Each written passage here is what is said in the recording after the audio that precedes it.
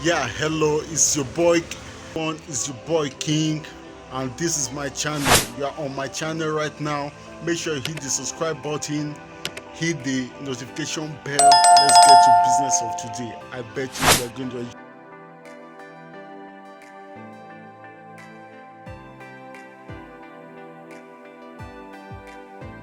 I recognize the former Vice President of Nigeria and my leader, Alhaji Atiku Abubakar. All other protocols duly. Mine is a very simple one. Let me start by thanking the organization for inviting me. As you know, I'm one of those strongest beneficiaries of the judiciary. For my strong legal team, for the work of my small level team led by Dr. Onyechi Bazu, SAN, and led OJ Nadi, SAN, I wouldn't be standing here. You know that from my election petition to my impeachment to my tenure interpretation. And again, whenever people talk about corruption in the legal or in the judiciary, and one who takes exception, in all this journey, I did not give anybody 1 naira.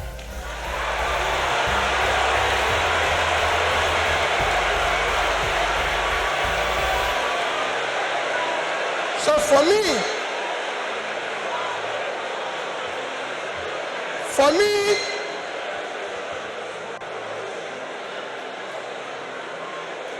I remain eternally grateful to you for what you did for me to be here and everything. Our topic today is democratic transition in the 21st century Nigeria, 2023 and beyond. I think it's for great people like you or people like Chimamanda you invited, but for me as a trader, I'll try to contribute in my own little way, the way I think we should go. For me, democracy have a simple description. Government of the people, by the people, for the people. That means everything about democracy is the people. And transition means changing from one thing to the other. And for me, Nigeria needs urgent transition from being a highly insecure country to a secure country, from a disunited country to a united country, from corruption to a transparent country, from a country of lawlessness to a country of law and order. But in all this, it is important that we look at where we are today for people to understand the gravity of the journey we are going to take if we are going to transit. Where are we today? Nigeria have qualified to be a failed state. We have met the 2 or 3 biggest characteristics of a failed state. Number 1 is when you're no longer in charge of your territory. Today, we are among the top terrorized countries of the world. We are among the top kidnapping countries of the world. Banditry, criminality, bandits have taken over some parts of this country. Nigerians are being killed daily.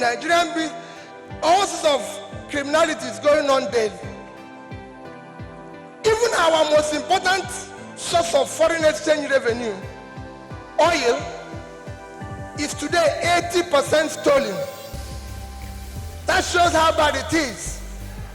We are the only country, apart from Venezuela, who we know is their own is because of sanctions, that is not meeting up its OPEC quota. Every other country is begging for increase, but Nigeria is not meeting up its own. And you wouldn't believe the quantity that is missing. In July alone, our total average, our quota is 1.8 million. In July, our total average was 1,083,000 barrels a day. That means that in July, we lost 707,000 barrels per day. If you multiply that by 31 days, it will give you 22,227 barrels of oil that we lost. This is a country that needs dollar. If you sell it, if you sell that oil, if you sell the quantity we lost, this is July alone.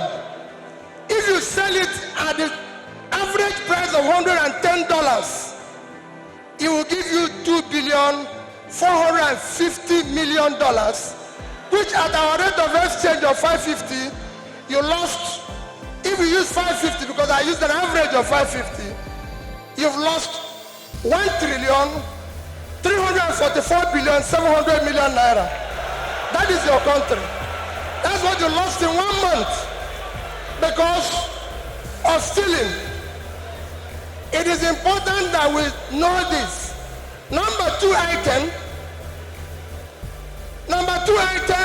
to show that we are failed state is that you are no longer in control of your economy. Your economy today, we have an economy where we have over 100 million people living in poverty. Your unemployment is one of the worst in the world because you have a combined unemployment of 50%, unemployment and underemployment.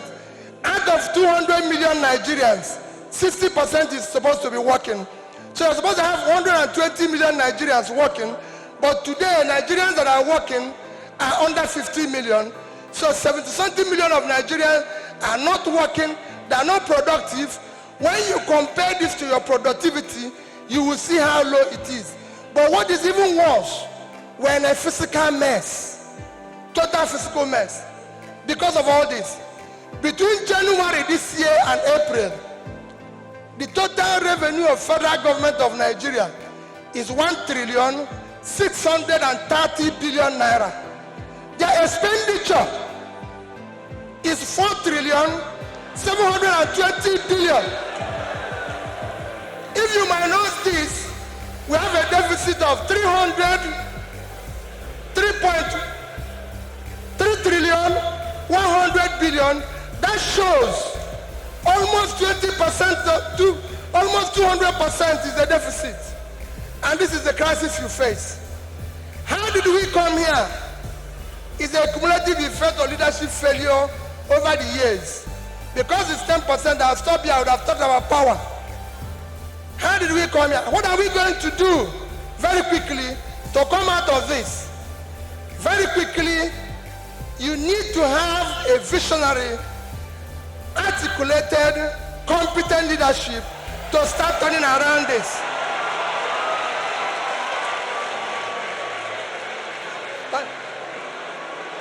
So next year, the time is up, I'll take it there. Now next year, your election you're going to have next year will not be about, remember, it is not about tribe, no religion, not connection, not entitlement. It must be election about character, competence, capacity, and commitment to deliver.